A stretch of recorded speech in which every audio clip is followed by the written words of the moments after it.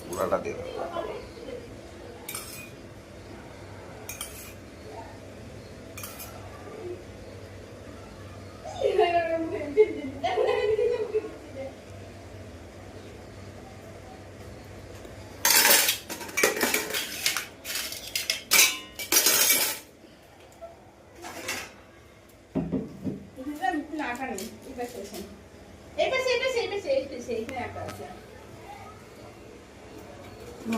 আতরটা আরো একটু দিব না?